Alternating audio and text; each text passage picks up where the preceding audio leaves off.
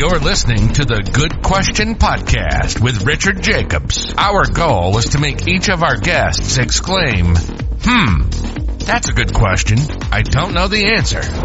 Because when that happens, it means you, the listener, may be inspired to learn more beyond the interview and to ask great questions yourself that lead to new insights. In this podcast, we cover historical and current anthropology, comparative religion, and history.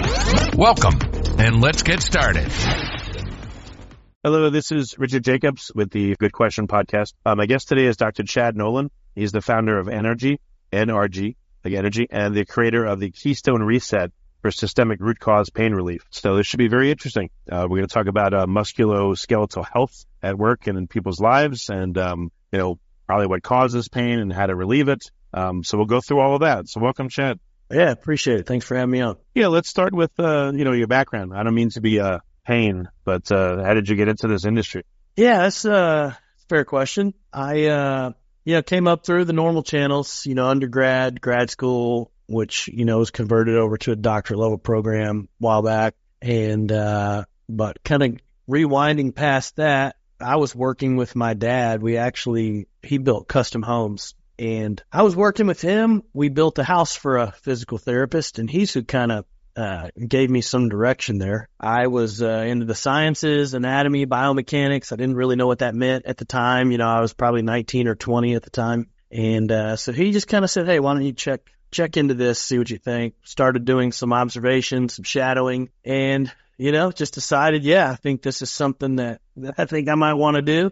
And so, university made me pick a major at some point, so that's what it was. And that was kind of the beginnings of physical therapy. Obviously, you kind of get entrenched into the day-to-day, and probably nothing. Did you have physical problems, or did anyone in your family have them? Like, what was your experience with physical therapy? Did you ever have to go through it? Yeah, I did. And honestly, it was a really negative experience. So kind of interesting that I still landed here. I actually had really severe low back pain for probably 12 years, starting when I was 17 until the time I was probably 27 or 8. And I roofed houses for a couple of years. That's kind of when it started. And I actually went to therapy 2 or 3 different times, and it never worked. I went to the chiropractor, didn't work. I had injections, they didn't work. And so over the span of 10 years, I had really tried what I thought was everything. And so it's interesting that PT was still my chosen route. But I think stories like that are what really drove me eventually to really think deeper into, what is the root cause of pain? Because I was interacting with a lot of people who were treating my diagnosis and treating my MRI images and x-rays and doing what most would consider to be all the right things for that diagnosis. But I was literally going nowhere. Even, fast forward into grad school where, you're working with the professors, the PTs who were supposed to know it all. They essentially looked at me and they were like, look, dude, we don't know what's going on with you. And that was kind of the end of it. But the end of that story was the start of me starting to figure out on my own, man, how am I going to start to take care of this thing myself? Because at that point, everyone I was talking to, chiros, therapists, medical doctors, it was all a bunch of the same, which was you're going to have to stop lifting weights. You're going to have to stop playing basketball. You're going to have to give up golf, or you're just going to have to deal with this forever. And I was pretty young. I was 25 at the time. And so I wasn't willing to accept that. So, all that negatives, I was able to spin that into a positive. And ultimately, I think that's what kind of got me to where I am today. What did you do to help yourself with the back pain? And where did that parlay into energy? That business, or what was the path from there? Yeah, so this was right around the time I came on to a guy named Kelly Starrett. I'm not sure if you know that. Yeah, the supple leopard, yeah. Yeah, absolutely. And so, that was a different way of thinking about movement, different way of thinking about functional mobility and what that is and what that should look like, especially as it related to an athlete. And so I just started digging into his material, and it wasn't long where I started, tinkering with some of his banded mobilizations and, soft tissue techniques. And I started to just start chipping away at little bits and pieces of relief. until ultimately, I would start to reiterate some of those things on my own, start to do things a little differently. And probably within 18 months, I had zero back pain after a 12-year history. And I would say that was probably the starting point, was getting connected with his material. And definitely that paved the way for NRG as it exists today, just in terms of how do we think about movement? How do we think about teaching people how to take care of themselves? And we've grown and learned a lot since then. We've taken some of those kind of foundational principles, which all of his material was based on things that I was very well studied in, different like manual therapy techniques. So everything made a lot of sense in my own mind. And, I just kind of took that and continued to explore and learn and understand, and over time would start to kind of refine it and reiterate it and make it my own. And not only was I able to help myself, but I've had the unique benefit of being able to then, apply that to probably, 10 or 15,000 patient encounters over the last decade. What did you do specifically when you went through Keystone Reset material, like on yourself? What were some of the specific things you did? You did exercises or posture therapy to like loosen your low back, or did you have a muscle imbalance between left and right? Like, what was it like? That people always want to ask that question, and it's difficult to answer because it's so easy, especially with modern medicine and the way that healthcare operates, and with just the way human nature is. We want the easy button always, and I'm not saying it's not easy, but it does take work. But I think the biggest limitation that really keeps people trapped in their pain cycle is they're looking for that thing. You know what I mean? Rather than understanding how does all this stuff work together. And so it wasn't any one thing. If I could describe what the one thing was as a very, very broad generality, it would be I changed the way that I was moving in very significant ways. And when I say that, I mean primarily in the gym, not on the basketball court. Certainly things translate from the weights to the floor, but the way I was squatting, I changed. The way I was deadlifting, I changed. The way I shoulder pressed, I changed. But in order to do that, I had to do a lot of like the foundational work. You can't just change your movement because you want to. You have to change the operating system to be able to change the movement. If you have a bunch of joints that are stuck and not functioning well, that is going to decide what your movement pattern looks like. And so for me, I can make sense out of this now. At the time, I was literally just tinkering. Man, what if I, squat like this instead of like that? What if I, work these series of joints before I do this movement at the gym? Then what happens?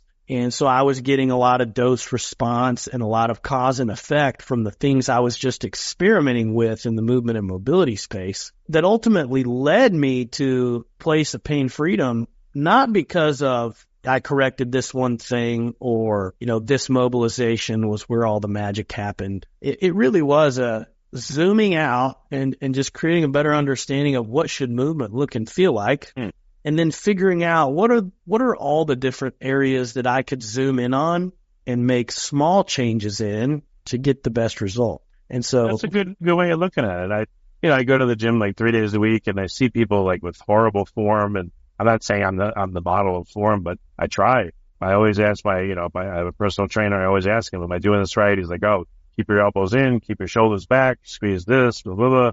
It sounds like you did that on your own. What do you see most people do? Are they somehow not aware that they need to have proper form, or they just say, oh, I just need to work out more so I can lift more? Like, why are people not getting results? I think there's a combination of both. You can't know what you don't know unless somebody tells you. There's only two reasons why people don't move well, and it is either because they don't know how, they don't know what it should look and feel like, or they've got internal roadblocks that just don't actually allow them to move through the best movement pathway. And, I'm not trying to say that what we do is right and everything else is wrong. I can only come from a place of here's what I've done, both for myself and a lot of people at this point, and it's worked really well. And so we've just seen over and over again, like if somebody's movement looks a certain way and it's painful, and we can help them move in a different way that's not, we just think that's better.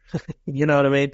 Like, we don't necessarily think it's right or the other is wrong. We just think it's better to move and it not hurt. And we've got a tremendous amount of track record helping people do that. But it just requires something different than, taking your medical diagnosis and developing a treatment pathway based on whatever your piece of paper is. What about just simple, tall people have longer arms, usually longer legs. They have to lift and train and move a different way than shorter people, heavier, thinner, et cetera, that kind of stuff. Do you show someone like, look, the way your body is, you should be moving this way instead of that way? Is there any suggestion in that realm? In general, a squat to squat, a deadlift is a deadlift, a press is a press. There's very minimal variation between what it will look like between someone who's 6'4" versus 5'4", because most people are proportioned out relatively the same. Now, we do see some things change a little bit. Like my body type, particularly, I'm more legs than I am upper body. My torso is short in comparison. And I was just about to say, I'm the opposite. Yeah, so you're very different. Shorter legs, longer torso. And we see that play out in positive ways in like Olympic lifting versus powerlifting. That's why I tell my wife I walk very slowly. Leave me alone. They're short legs. Yes. Yeah. But there are some things that we see, like someone with a short torso, they're probably like in a back squat, they're probably going to have a lower torso angle. And there's nothing wrong with that. You just need to know. The goal is to always just manage your spine position really well. And if you have longer legs, your spine position is probably just going to be a lower torso angle than somebody with a very long torso. And that's just because of the way your body maintains its center of gravity with a barbell. So there are things that we do see with different body types. Obviously, like somebody who's very heavy set, they've got a little more center of mass forward. So that can work in their favor sometimes in a back squat versus somebody who's really thin. The way they manage load's a little different. But ultimately, the squat pattern, the pattern is the pattern. And really, we should have one pattern. We shouldn't have a squat pattern for the way we get up and down out of a chair and a different one for the way we do. We shouldn't have one pattern for running in shoes and one pattern for running barefoot, but you're going to see two different patterns in almost everybody. It's a matter of efficiency and a matter of how your brain stores movement patterns and creates durability and repeatability through movement can actually protect you, not only help you rehab out of a problem, but also protect you from future problems and perform at higher levels in the current moment. Well, tell me a couple of examples that come to mind, with people you've worked with, like, or yourself. They had like either an unusual movement pattern or pain and, what was done to fix it. Sure. So I'll just give you a rundown of like our process, because that'll probably explain this to highest. When somebody comes in and works with us, we lay them flat on the table and we check every joint. So we start at the ankles, and the first thing we check for is actually pelvis symmetry. And this will start getting into the Keystone Reset. But we check for pelvis symmetry first, which is seen at the ankles. It'll create what's called a leg length discrepancy. And this goes by many names: sacroiliac joint dysfunction, leg length discrepancy, your hips are out of alignment. There's maybe one or two more that I can't recall, but all of them describe the same phenomenon of the pelvis being asymmetrical. In our clinical practice, because we have always checked every joint every time, regardless of where the pain is, we just picked up on the fact that 100% of people with pain have a pelvis asymmetry, which when I first saw that, I thought was pretty interesting and a little bit unique. Like, okay, I used to only attribute that to low back pain because the sacroiliac joints are the next door neighbor, so it made a lot of sense. But you see somebody come in and they have shoulder pain or knee pain or foot pain and no back pain, but they still had this asymmetry present. And so I thought that was interesting. But even still, we were just collecting information when we first saw that. Anyway, we pelvis symmetry first, and then we check ankles, knees, hips, spine, ribs, shoulders. We check the neck if somebody has pain there, but most of the time the neck is normal unless there is pain present. And really, when we're looking at like the big prime movers of the body, you're really just looking at ankles, knees, hips, and shoulders. And so that's what we do. We check those. Do they compare to what should be normal? Not what's common based on the textbooks, but like, okay, here's your activity level. You need this amount of motion to complete that without compensation. Do you have it? The ankles, we should see 15 degrees of dorsiflexion on the table. The hips, we're looking for 90 degrees of external rotation, 40 degrees for internal rotation, 20 to 30 degrees of hip extension. And then the shoulders, we're looking for a flush to the table position, which you could probably quantify as like 180 degrees of straight overhead. Front rack position, so like Olympic lift, catching a clean, or front squat position in the shoulder, which is called front rack. We're looking for 30 degrees of front rack external rotation. And then we also check the standard 90-90 shoulder external. Well, what if someone's, I don't know, they have a really tight quad or tight this or that, QL, and they just can't do the motion properly? Do they first have to, kind of do some posture therapy or muscle therapy, massage, unwind, and then be able to do the movements? Or like what happens? Yeah, that's a good question. Muscles are always secondary to the joints that they attach on or around. So if you see a muscle that is tight, we'll take this moment to do a quick distinction. The sensation in the body will feel like tightness, but most people do not have tight muscle. They have stiff muscle. Most people will have normal range of motion in the muscle itself. They just have a lot of resistance to changing position. So an easy example of this is people say, my hamstrings are so tight. But if you can lay on the table and raise your leg to 90 degrees, your hamstring has what is considered normal length. But they feel tight because they have resistance to change in the position. And stiffness is a downstream effect of being attached on or near a joint that is not functioning like it should. So we always check the joints because whatever is going on in the muscle is secondary to the joint stiffness that we're going to see. And we know that because when we change the joint first, the muscle problem goes away almost always. What do you mean change the joint? You mean hold it open, hold it closed, or do chiropractic? What do you mean? So in our space, it's mobilization rather than manipulation in the chiropractic space. But let's say the ankle is stuck at 0 degrees of dorsiflexion. You can try to stretch your calves all day long, and you might get up to 2 or 3 degrees of dorsiflexion, and it's going to revert back to 0 over a period of time. But if you mobilize the joint, so these are techniques designed to normalize mechanics inside the joint. It's called arthrokinematics. So the way the ankle moves is very specific when the foot is on the ground and your body is moving over the foot versus when your foot is in the free air and you're moving your foot on the body. I hope that makes sense. If you're walking, the joint is more closed. There's the weight of your body pressing it closed at the ankle. But if you're laying down on your back and you're just moving your foot around, there's not that weight on the joint. So I would guess it would be in a more open position. Well, it's we can use the terms open and closed, but really joint space is maintained whether you got pressure on it or not. It changes very minimally. But if you're lifting weights, let's say I'm sitting in a seated row and I put 120 on it or something, and I'm pulling my wrist joint, my elbow joint, my shoulder joint, all that will be pulled open by the weight. If I'm strong enough to pull it back towards me and do the reps, that's fine. But as opposed to that bench press, all those same joints now are compressed. I'm benching, but they're in a very different position between those two exercises, Sure, yeah, and I can see how it would make sense to think that, but the reality is, especially if the muscle system is activated, like doing a seated row, the muscle activation prevents any traction on the joint itself, and so the joint space is still maintained. And the same thing, the muscular system and the synovial system inside the joint itself doesn't allow compression. We don't see bony surfaces approaching each other just because you add, 100, 200, 300 pounds onto the joint itself, even in the spine. Well, what happens then if someone's very inflamed? Let's say they have a very inflammatory diet. What manifests in a joint? How does it change it? Does it, or let's say I hurt myself 40 years ago and it's about to rain and my arthritis kicks in and I'm like, oh man, that shoulder I injured, now it's hurting. What's going on in the joint? Is the pressure increasing or what's happening with it?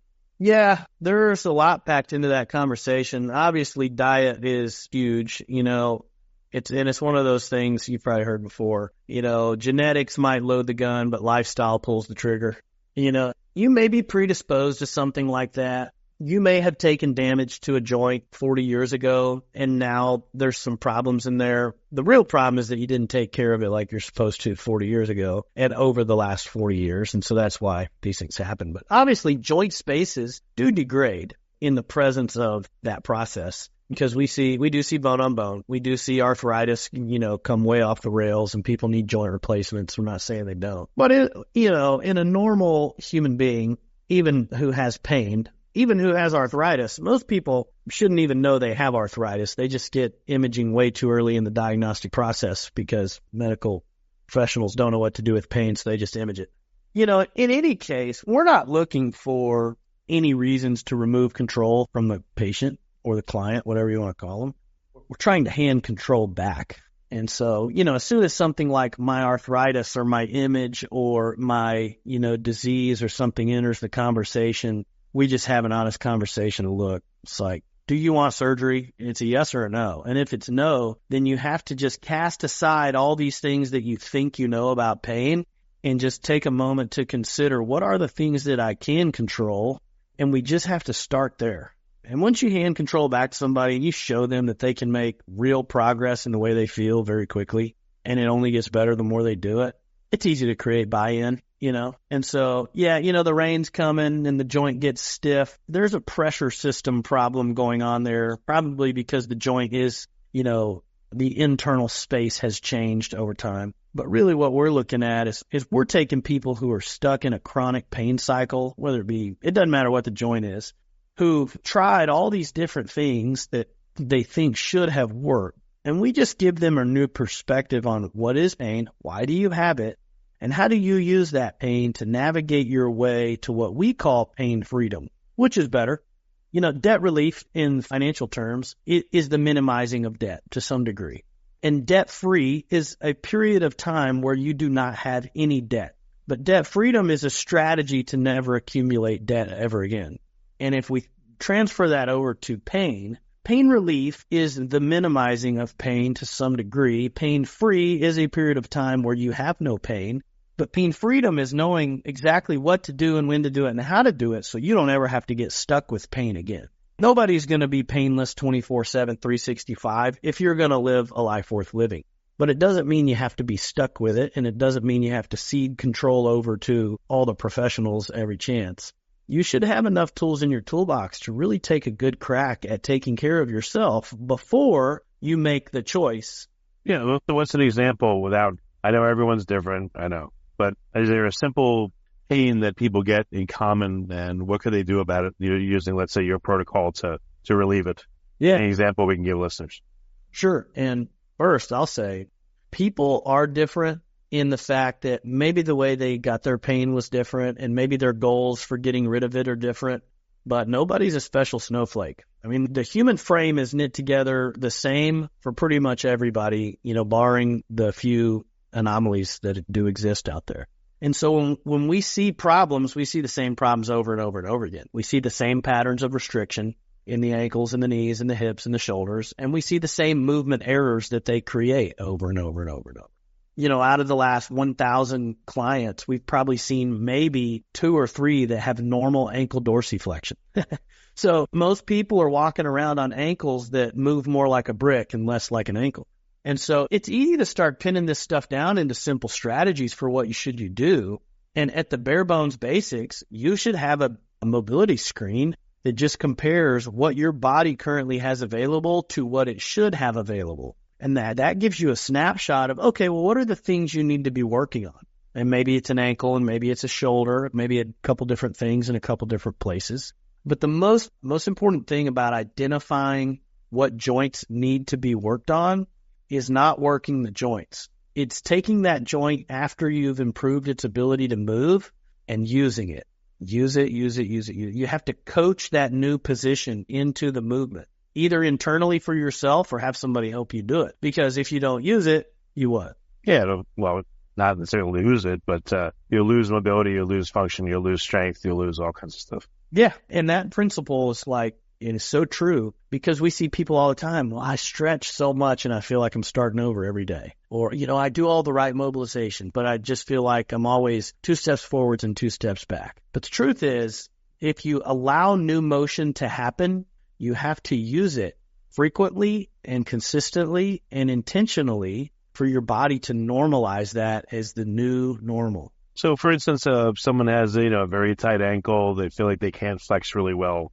what could they do, for instance, as a protocol over a series of, weeks, let's say, to get more dorsiflexion on their ankles? Sure. Yeah. So we use what's called L3 protocols. L3 stands for loosen, lengthen, load, and it follows that same pathway. We're going to show them how to mobilize their own ankle to improve the joint first. Then we're going to show them, okay, how do we release the calf? How do we stretch the calf in a very specific way? How do we get the anterior tibialis activated so that it can contract up into itself during dorsiflexion? And then how do we load that into a functional movement frequently and consistently and intentionally so we can restore the ankle back to normal? We use pull-up assistance bands to show people how to create the mobilizations in their joints. We do this for every joint pretty much, except for the fingers. The resistance band is supposed to model how a joint works?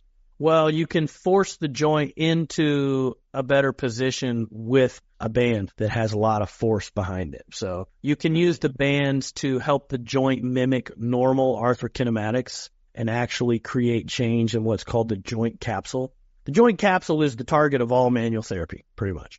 And so you can do that with these larger bands. Bigger band for the hip. The hip's a huge joint. It's deep, buried under a lot of soft tissue, so it requires more force to do.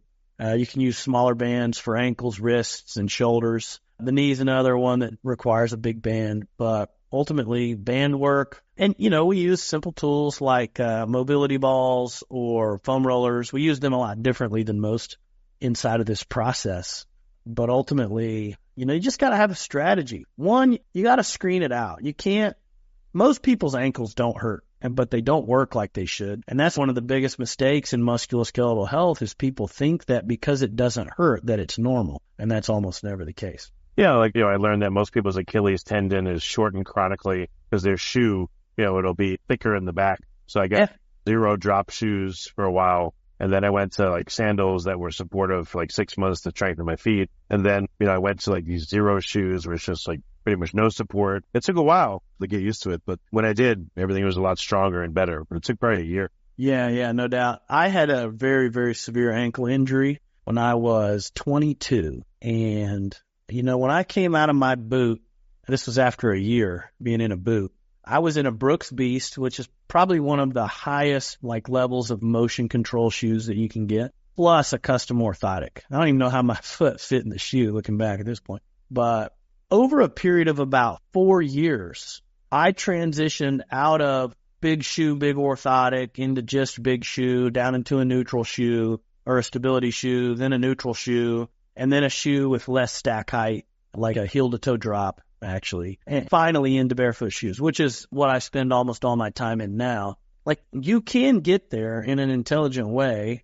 Some people shouldn't do it. They're past the point of no return in their feet or just past the point of really adding any value to their life. But for most people, we say you need to, run in a running shoe, train in a training shoe, and live in a living shoe, which is flat and wide to allow your foot to have normal function and really maintain a lot of strength and durability in the feet. Because the modern shoe, it puts the foot in a bad position in a lot of different ways, but it allows your foot just to go to sleep and turn off. And this can really creep up on people as they start getting older, where they can't spend much time barefoot. They have a lot of pain in their feet. They feel like their feet aren't very dynamic and they're super stiff. And it's just a function of the modern shoe. Understood. So how do you tend to work with people? Do they come to your office and you do workouts in the office with them, or is it by Zoom, or where and when and how do you work with people to help them? A little bit of all the above. So our primary practice was straight direct to consumers, which that has since we've transitioned out to partnering with corporations now. And I'll explain that a little bit. But so corporations who provide insurance for their employees, the way this actually works for probably employer groups that have more than 100 employees is when the employer pays for a portion of the insurance and then the employee pays the remaining portion of the insurance premium, 100% of that money goes back to the employer, and it creates what's called self-insurance, which is where after the employee meets their deductible, the claims get paid out of this fund of money sitting inside of that corporation. It's a way that they can control the cost of premiums for everybody and sometimes even create a little bit better care navigation and control the cost and the quality. So we partner with corporations to actually help them minimize wasteful spending for musculoskeletal health. A lot of people out there getting like primary care visits, specialty visits, injections, medications, and a tremendous amount of unnecessary surgeries. And so we actually work with companies to help them minimize that and bring their claims down. The way we do that is we actually have a digital platform called NRG 360, which is the conversational AI delivery of our Keystone Reset and L3 protocols. We have NRG University, which is an online program where all of our proprietary information is housed inside the university. And then we use slow motion video analysis platform for coaching and movement management. And then we have on-site clinics and near-site clinics directly at or near our employer partnerships. So when we work with just individuals now, outside of a corporate partnership, we do still see people here on the west side of Indianapolis in Plainfield. We just don't market that quite like we used to. We do still work with people online because it's easy to do. The results are great, and it's really just a nice free-flowing conversation to help them kind of get over the hump for the pain that they're having. And our primary focus is our corporate partnerships for sure. Well, excellent. How can people get in touch with you to talk to you about getting care or bringing you into their organization to have you help their employees as part of the healthcare plan? Sure. Best ways to get a hold of me would be our phone numbers. Probably the best. You can call it or text it. It's 317-707-9966. Another great way is just dropping an email to Dr. Chad, DRCHAD, at nrgphysio.co.